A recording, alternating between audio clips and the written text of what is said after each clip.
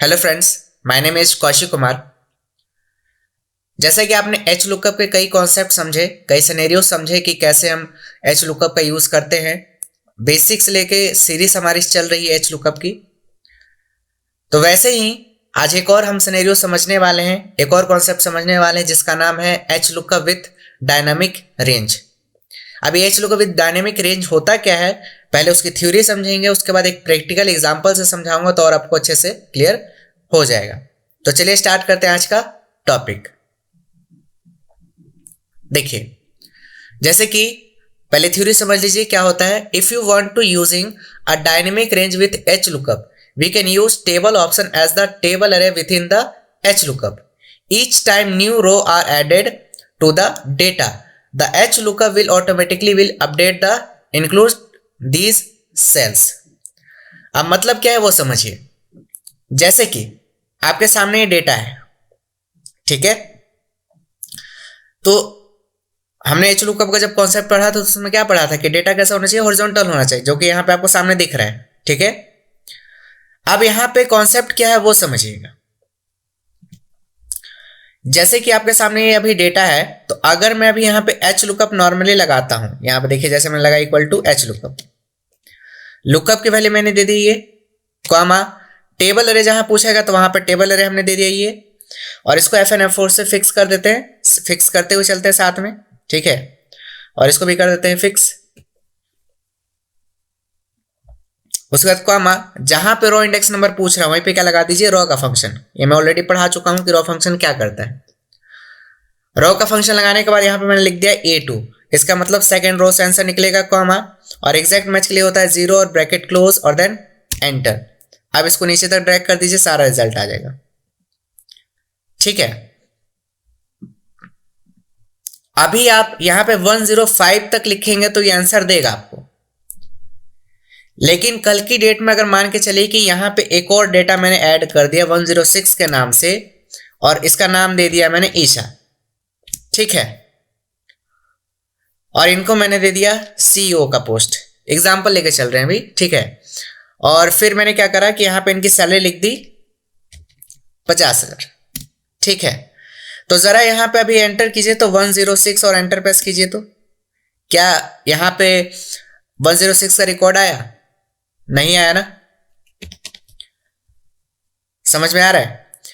अगर आपने फ्यूचर में कभी भी कोई एक एक्स्ट्रा कॉलम ऐड किया, या आपने एक्स्ट्रा रो इंसर्ट किया, या एक्स्ट्रा कहीं सेल में कोई एडिशनल थिंग ऐड किया, तो जो आपने अलग से ऐड किया आफ्टर टेबल अरे, मतलब आपने पहले एच लुकअप लगा दिया और टेबल अरे भी आपने यहां से यहां तक दे दिया था, लेकिन उसके बाद आपने जब कहीं भी कोई भी वैल्यू ऐड की तो उसका आपको ये आंसर नहीं दे रहा, क्योंकि आपने इसका टेबल अरे यहां से यहीं तक दिया था, तो रेंज में तो यहीं तक का वो डेटा निकालेगा ना आंसर में, उसके आगे तो जाएगा नहीं है, ठीक है। ठीक उसी प्रकार से अगर आप यहाँ पे एक और रो में एक हेडिंग ऐड कर रहे हैं, जैसे मोबाइल नंबर लेके चलते हैं,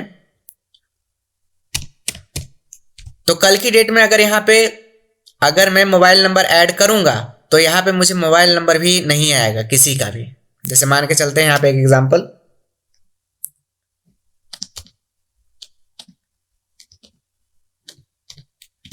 ठीक है। तो अभी अगर मैं यहाँ पे मोबाइल नंबर यहाँ पे लिख दूं तो ये मुझे आउटपुट नहीं देगा। अगर मैं इसको नीचे ड्रैग करूं तो देखिए, क्यों नहीं देगा? क्योंकि ये टेबल अरे आपका यहां से लेके यहीं तक फिक्स है, ठीक है ना। इस वजह से आपको आंसर नहीं मिलेगा। तो हम यही चीज चाहते हैं कि ये टेबल चाहे इधर से बढ़े चाहे इधर से बढ़े, मतलब चाहे वर्टिकली बढ़े या हॉरिजॉन्टली बढ़े, उससे एच लुकअप को कोई फर्क नहीं पड़ना चाहिए, उसको आउटपुट देना चाहिए। मुझे ऐसा इसको बनाना है, ठीक है। तो ऐसा कैसे बनेगा वो ध्यान से समझिए। एक लाइन में इसका आंसर समझ लीजिएगा कि अगर आप अपने एच लुकअप फंक्शन को डायनेमिक बनाना चाहते हैं, जैसे मैंने यहां डेफिनेशन में भी लिख दिया है कि अगर आप अपने एच लुकअप फंक्शन को डायनेमिक बनाना चाहते हैं, तो एक बात ध्यान रखिएगा हमेशा कि कोई भी फॉर्मूला या फंक्शन लगाने से पहले, चाहे आप एच लुकअप ले लीजिए, चाहे वी लुकअप ले लीजिए, चाहे कोई सा भी फंक्शन, जैसे इंडेक्स ले लीजिए, कोई भी ऐसा फंक्शन जिसमें टेबल अरे आप दे रहे हैं और आपका वो चाहे बढ़ भी सकता है या कम तो नहीं होगा, जितना होगा तो होगा ही, लेकिन उसके आगे जो बढ़ेगा डेटा 105 के बाद 106, 107 इस तरीके से एंट्री बढ़ सकती है, या फिर नीचे हेडिंग्स बढ़ सकती है ना।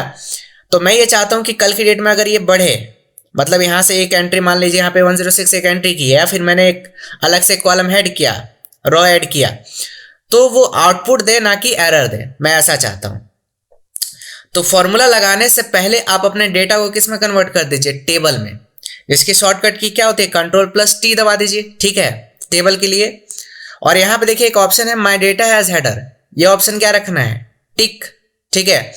जैसे ओके प्रेस करेंगे तो यहाँ पे देखिए आपका यहाँ पे इस तरीके से बन के आ गया। अब यहाँ पे माइंड में क्वेश्चन ये आ रहा होगा कि सर यहाँ पे ये जो चीज है हमारी, तो ये तो हेडिंग है नहीं, है ना, तो ये हेडिंग हम नहीं देंगे, ठीक है ना। इसको हम करते हैं Ctrl+Z से अनडू। वापस से मैं इस रेंज को सिर्फ सिलेक्ट करता हूं ऐसे, ठीक है ना।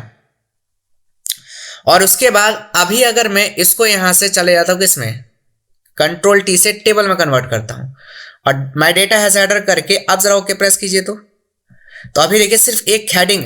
तो हमेशा ये टेबल में याद रखिएगा कि वो ना सिर्फ ऊपर की जो चीज होती है उसको सिर्फ हेडिंग मानता है, रॉ में इस तरीके से होगा तो हेडिंग नहीं मानेगा। क्लियर हुआ। तो हम अभी इसी को एक काम करते हैं कि बना देते हैं हेडिंग टेबल। वापस से Ctrl+Z पहले करते हैं, और वापस से पूरा डेटा सेलेक्ट किया हमने, और Ctrl+T से इसको कन्वर्ट कर दिया टेबल में। पहले वाले इसको जो रो है इसको बना दिया हेडिंग, ठीक है। अब देखिए फायदा इसका क्या हुआ वो देखिएगा। पहले मैं इसको डिलीट कर रहा हूं, मैंने लगाया एच लुकअप।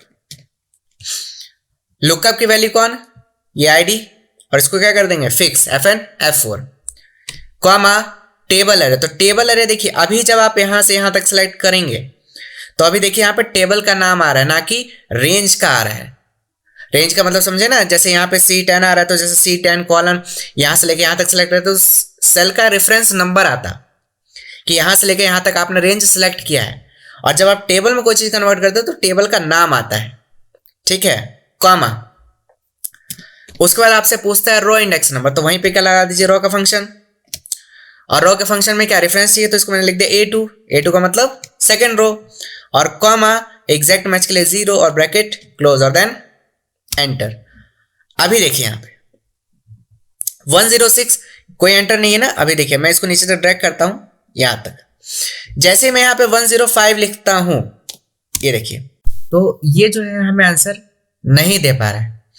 तो ये ऐसा है इस रीजन से हो रहा है क्योंकि मैंने बेसिक फंक्शन जब मैंने पढ़ाया था प्लस बेसिक ऑप्शंस जब मैं कॉन्सेप्ट पढ़ा रहा था एक्सेल के, तो उस समय मैंने सिखाया था सभी को कि जब हम कोई भी नंबर लिखते तो ऐसा किस साइड आता है, राइट हैंड साइड, और जब भी हम कोई टेक्स्ट लिखते हैं वो किस साइड आता है, लेफ्ट हैंड साइड। तो यहाँ पे देखिए जो आपके सारे नंबर्स है वो किस साइड चले गए, अपने बाय डिफॉल्ट किस में चले गए, लेफ्ट हैंड साइड।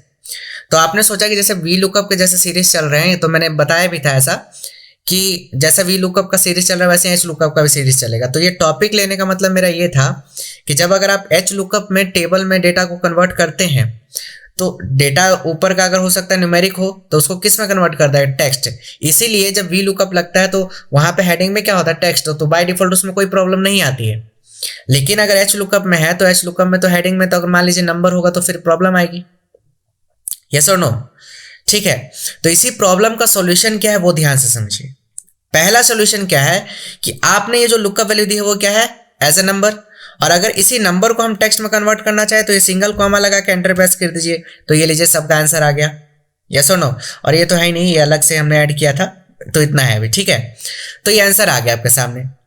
लेकिन मेन क्वेश्चन क्या आता है कि अगर मान लीजिए कि यहाँ पे मेरा नंबर है तो फिर इस सिनेरियो में क्या करेंगे, ठीक है ना। तो सबसे पहले काम करते हैं, मैं Ctrl+Z करता हूं, थोड़ा बैक चलता हूं, और ये मैंने एग्जांपल समझाने के लिए लिया था, Ctrl+Y में करता हूं वापस से यहां तक। अभी यहां पे क्या है, मैं इसको डिलीट कर रहा हूं और मैं वापस से इसको सेलेक्ट कर रहा हूं, और अब की बार जो मैं टेबल बनाऊंगा Ctrl+T से, तो अब की बार जो टेबल जो है मैं यहां से ये जो ऑप्शन है ना माय टेबल हैज हेडर, इस ऑप्शन को बंद रखूंगा और प्रेस करूंगा ओके। तो इसकी बजाय क्या होगा कि यहाँ पे कॉलम 1, कॉलम 2, कॉलम 3 इस तरीके से दे देगा, ठीक है इतना। अब मैं यहां पे लगाता हूं =H लुकअप। लुकअप की वैल्यू कौन, ये और 106 नहीं है, अभी 105 इसको कर देंगे सही, ठीक है। और इसको मैं कर देता हूँ फिक्स, कॉमा, टेबल अरे में हम पूरा टेबल दे देंगे यहाँ से लेके यहाँ तक, ठीक है, कॉमा, रॉ इंडेक्स नंबर जहां पूछ रहे हैं वहां पे क्या लगा दीजिए, रॉ का फंक्शन, जो कि मैं ऑलरेडी पढ़ा चुका हूं, और इसके अंदर मैंने लिख दिया A2 ब्रैकेट क्लोज, और कॉमा, एग्जैक्ट मैच के लिए 0 ब्रैकेट क्लोज और देन एंटर। अभी यहाँ पे जैसे ही मैं 105 लिखता हूँ, एंटर प्रेस करता हूँ, आंसर आ गया, और इसको नीचे तक ड्रैग कर देता हूँ, आंसर आ गया आपके सामने, ठीक है। मैंने कहा आपकी कल की डेट में एक और आईडी ऐड हो गया, नाम दे देते हैं, ठीक है। इसके बाद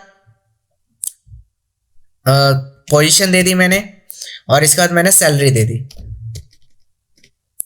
ठीक है। अब मैंने कहा था कि मैंने आईडी अगर मेरी आगे बढ़ती है, रॉ में कॉलम्स मेरा इस तरीके से डेटा बढ़ रहा है आगे की तरफ रॉ में, या फिर मेरा नीचे हेडिंग कोई बढ़ता है, जैसे यहाँ पे एक मैंने एग्जांपल ले लिया मोबाइल नंबर, ठीक है, तो मोबाइल नंबर दे देते हैं यहाँ पे, ठीक है। ऐसे ही सबका मोबाइल नंबर लिखेंगे, तो अभी मैं एक ही एग्जांपल लेके चल रहा हूँ। अब यहाँ पे मैंने आईडी चेंज कर दी 101, या लेके चलते हैं 106, तो 106 पे अब जो ये डेटा है जरा देखिए एंटर प्रेस करके आता है कि नहीं, देखिए आ गया आपके सामने आंसर। अब इसको नीचे तक ड्रैग कर दीजिए, तो जहां तक इसका आउटपुट आना होगा वो अपने आप आ जाएगा। लास्ट में 0 आया क्योंकि यहाँ पे इसका फोन नंबर कुछ भी नहीं डालेगा। जैसे मैं इसमें अपडेट करता हूँ, जैसे देखिए